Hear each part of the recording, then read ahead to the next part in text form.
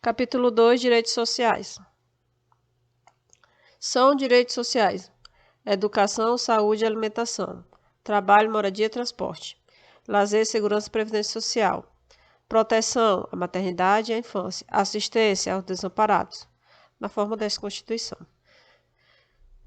Educação, saúde e alimentação, trabalho, moradia e transporte, lazer, segurança e previdência social, proteção, maternidade e infância, assistência aos desamparados. Educação, saúde e alimentação, trabalho, moradia e transporte, lazer, segurança e previdência social, proteção à maternidade e à infância, assistência aos desamparados. A moradia não é direito de propriedade, propriedade é direito individual. Quando perguntar qual são o direito social, vai ser moradia, não vai ser propriedade. Então, quais são os direitos sociais? Educação, saúde e alimentação, trabalho, moradia e transporte, lazer, segurança e previdência, proteção à maternidade e à infância, assistência aos desamparados. Todo brasileiro em situação de vulnerabilidade social. Então, brasileiro com vulnerabilidade social terá direito a um benefício, terá direito a uma renda básica familiar, garantido pelo poder público, em programa permanente de transferência de renda. O programa é que é permanente, não é a pessoa receber permanente, é o programa de transferência de renda que ele é permanente. Os beneficiários não tem nada a ver, está falando da permanência do programa. E esse programa é para quem? Para quem está em vulnerabilidade social. Então, é um programa permanente de transferência de renda, cujas normas e requisitos de acesso serão determinados em lei, observada a legislação fiscal e orçamentária. São direitos dos trabalhadores urbanos e rurais, além de outros que visem a melhoria de sua condição social. Então, serve para os dois, tanto para o urbano quanto para o rural. Relação de emprego protegida contra a despedida arbitrária ou sem justa causa nos termos de lei complementar, que preverá indenização compensatória, dentre outros direitos. Seguro-desemprego em caso de desemprego involuntário, fundo de garantia do tempo de serviço, salário mínimo fixado em lei nacionalmente e unificado, capaz de atender às suas necessidades vitais básicas e às de sua família, como moradia, alimentação, educação, saúde, lazer, vestuário, higiene, transporte e previdência social, com os reajustes periódicos que lhe preservem um poder aquisitivo, sendo vedada a sua vinculação para qualquer fim. Então, é vedado vinculação de salário mínimo para qualquer coisa. Piso salarial proporcional à extensão e à complexidade do trabalho. Irredutibilidade do salário, salvo disposto em convenção ou acordo coletivo. Então, é irredutível o salário, a não ser que tenha acordo coletivo. Garantia de salário nunca inferior ao mínimo para os que percebem remuneração variáveis, ou seja, recebem remuneração variável. 13º salário com base na remuneração integral ou no valor da aposentadoria. Remuneração do trabalho noturno superior ao diurno. Proteção do salário na forma da lei, constituindo crime sua retenção dolosa. Participação nos lucros ou resultados desvinculado da remuneração. Então, é desvinculada da remuneração a participação dos lucros. E, excepcionalmente, participação na gestão da empresa conforme definido em lei. Salário família, pago em razão do dependente, do trabalhador, de baixa renda, nos termos da lei. Então, salário família é para quem é baixa renda. Duração do trabalho normal não superior a 8 horas diárias e 44 horas semanais, facultada a compensação de horário e a redução da jornada mediante acordo ou convenção coletiva de trabalho. Jornada de 6 horas para o trabalho realizado em turnos ininterruptos de revezamento, salvo negociação coletiva. Repouso semanal remunerado, preferencialmente aos domingos. Remuneração do serviço extraordinário superior no mínimo em 50% do normal. Gozo de férias anuais, remunerada com pelo menos 1/3 a mais do que o salário normal. Licença gestante sem prejuízo do emprego e do salário, com a duração de 120 dias. Então, a gestante é 120 dias. Tem caso que é 160, mas na Constituição é 120 dias. Licença paternidade fixada nos termos da lei.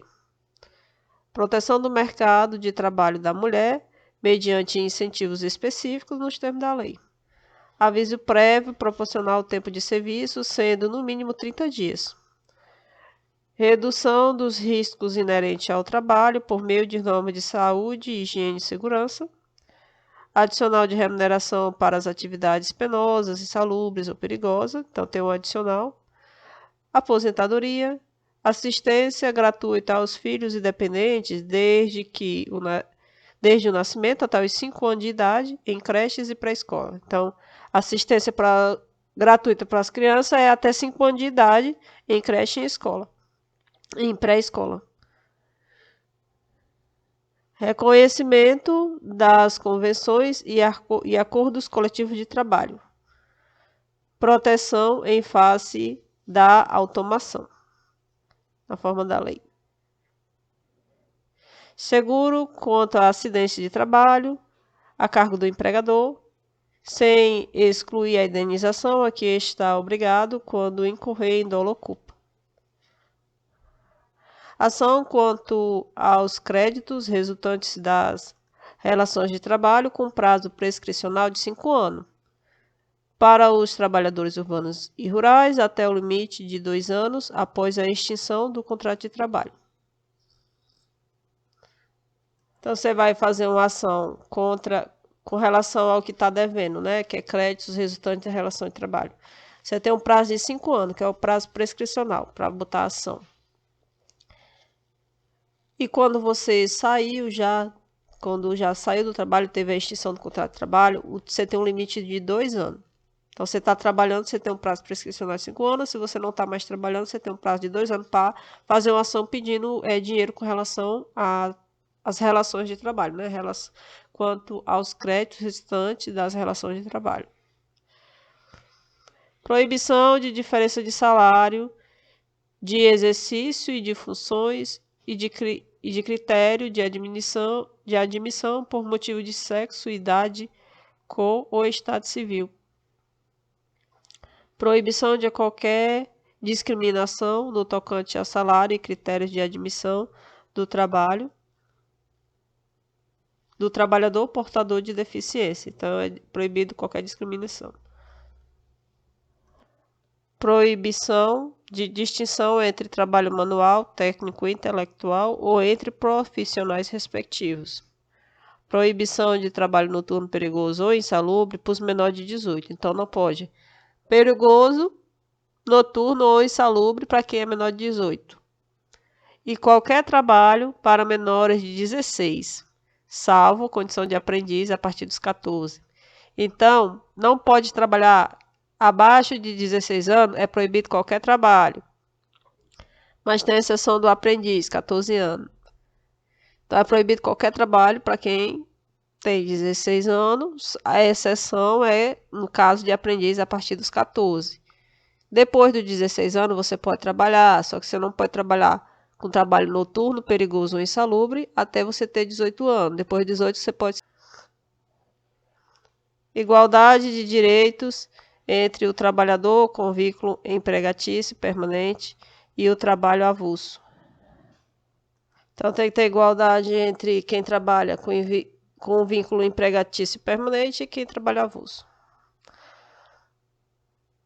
São asseguradas as categorias dos trabalhadores domésticos, os direitos previstos em um monte de incisos. Então, os domésticos só vai ter direito a esses incisos. E atendidas as condições estabelecidas em lei e observada a simplificação do cumprimento das obrigações tributárias, principais e acessórios, então tem que simplificar na hora de fazer, né? Pagar os tributos desse trabalhador, decorrente da relação de trabalho e sua peculiaridade, mas prevista em vários outros incisos, com sua integração à Previdência Social. Então, os domésticos só têm alguns direitos, que vão estar previstos em vários incisos. Vai ser o 4. Exemplo, vai ser salário mínimo fixado em lei, irredutibilidade do salário e garantia de salário nunca inferior ao mínimo. Esse é um dos exemplos que os domésticos têm. Aí tem vários outros que foi lido. É livre a associação profissional ou sindical, observado o seguinte. Associação profissional ou sindical é livre. Só que a lei não poderá exigir autorização do Estado para que a fundação de sindicato ressalvado o registro no órgão competente, vedada ao poder público a interferência e a intervenção na organização sindical. Então, a lei não pode exigir autorização do Estado para o funcionamento do sindicato, ressalvado o registro no órgão. Então, ele tem que registrar e precisa de registro, mas não precisa de autorização do Estado para funcionar. Vedado ao poder público a interferência e a intervenção na organização sindical. É vedada a criação de mais de uma organização sindical em qualquer grau representativa de categoria profissional ou econômica na mesma base territorial, que será definida pelos trabalhadores ou empregadores interessados, não podendo ser inferior a uma área de um município. Então, a base territorial ela não pode ser inferior à área de um município, ou seja, cada município vai ter só uma organização sindical, que é vedado mais de uma, na mesma base. E a base não pode ser menor que um município. Ao sindicato, cabe a defesa dos direitos e interesses coletivos ou individuais da categoria, inclusive em questões judiciais ou administrativas. A Assembleia Geral fixará a contribuição em que, se tratando de categoria profissional, será descontada em folha. Então, a contribuição sindical. A Assembleia Geral fixará a contribuição em que, se tratando da categoria profissional, será descontada em folha, para o custeio do sistema confederativo da representação sindical respectiva, independentemente da contribuição prevista em lei. Então, decidir por a Assembleia quanto é o valor e vai ser descontado na folha. Ninguém será obrigado a filiar-se ou manter-se filiado a sindicato. É obrigatória a participação dos sindicatos nas negociações coletivas de trabalho. O aposentado filiado tem direito a votar e ser votado nas organizações sindicais. É vedada a dispensa do empregado sindicalizado, a partir do registro da candidatura, a cargo de direção ou representação sindical. Se eleito, ainda que suplente, até o fim de um ano após o final do mandato, salvo se cometer falta grave nos termos da lei. Então, não pode demitir empregado que faça parte do sindicato a partir de quando ele se registrou para se candidatar. Então, não pode demitir mais ele, até terminar o mandato dele, e é um ano após que ele terminou o mandato. Ele saiu do sindicato, mas ele ainda tem mais um ano de empresa. Mesmo que ele seja só um substituto, que é um suplente, que ele não esteja participando, mas ele é o substituto de alguém. A não ser que ele cometa uma falta grave. As disposições deste artigo aplicam às organizações sindicais rurais e de colônias de pescadores, atendidas às condições que a lei estabelecer.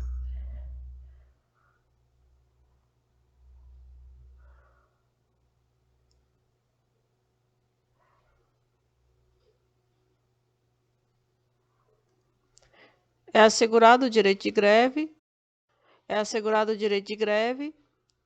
competindo aos trabalhadores decidir sobre a oportunidade de exercê-lo e sobre os interesses que devam, por meio dele, defender. A lei definirá os serviços ou atividades essenciais e disporá sobre o atendimento das necessidades inadiáveis da comunidade. Os abusos cometidos sujeitam os responsáveis às penas da lei. É assegurada a participação dos trabalhadores e empregados nos colegiados dos órgãos públicos,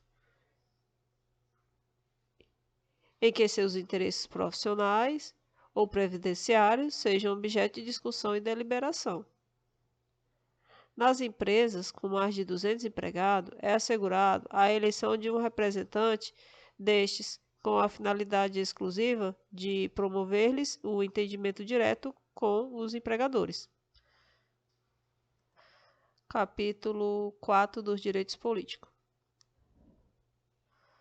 A soberania popular será exercida pelo sufrágio universal e pelo voto direto e secreto, com valor igual para todos nos termos da lei, mediante plebiscito, referendo, iniciativa popular.